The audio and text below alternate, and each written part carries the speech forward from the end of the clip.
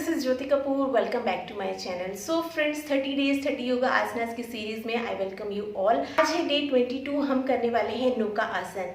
सो नौका आसन को हम बोट पोज भी कहते हैं। इसके बेनिफिट्स एंड कॉन्ट्राइंडिकेशंस मैं अभी आपसे शेयर करूंगी। आसन कैसे करना है स्टेप बाय स्टेप आपसे शेयर करने वाली हूँ। सो उससे पहले वीडियो को लाइक कीजिए, शेयर कीजिए, सब्सक्राइब कीजिए मेरे चैनल को अगर आपने नहीं किया है, एंड यस नोटिफिकेशन बेल को जरूर हिट कीजिए। सो लेट्स सी कि क्या कैसे कैसे हम इसे करेंगे, क्या क्या इसके बेनिफिट्स हैं एंड कॉन्ट्राइंडिकेशंस हैं।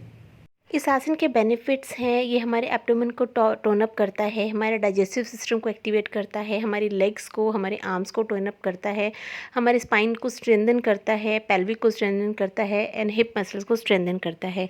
इस आसन की कॉन्ट्राइंडिकेशंस हैं, अगर हमें स्लिप डिस्क की प्रॉब्लम है, साइटिका की प्रॉब्लम है, तो हमें ये आसन नहीं करना चाहिए। हिप रीलोकेशन हुई है या किसी को पेरिनीलर मसल सर्जरी हुई है, पेल्विक रीजन का कोई इशू है, तब भी हमें ये आसन अवॉइड करना चाहिए। अगर किसी को एब्डोमिनल एलिमेंट है या कोई सर्जरी हुई है, तब भी हमें इस आसन को अवॉइड करना है। आसन करने के लिए सबसे पहले हम सीधे लेट जाएंगे, रिलैक्स करेंगे, इनहेल करेंगे, हेड को अप करेंगे, हाथों को उठाएंगे एंड अपने लेग्स को लिफ्ट करेंगे। सो हमें यहाँ पर होल्ड करना है, स्लो स्टेडिंग ब्रीदिंग रखनी है। हम 5 to 10 काउंट्स के लिए इस पोज को होल्ड कर सकते हैं। सो विद एक्सेलेशन रिलैक्स, धीरे धीरे आप पोज से बाहर आ जाइए। So friends, this was it. ये था मेरा आज का आसन। आपको आसन कैसा लगा मुझे ज़रूर कमेंट्स में बताइए। अगर आपकी कोई क्वेरीज हैं, कोई क्वेश्चंस हैं, वो भी आप कमेंट सेक्शन में लिख सकते हैं।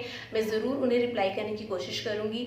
सो मिलते हैं मेरी नेक्स्ट वीडियो में। Till then bye bye and take care and yes, video को ज़रूर लाइक कीजिए।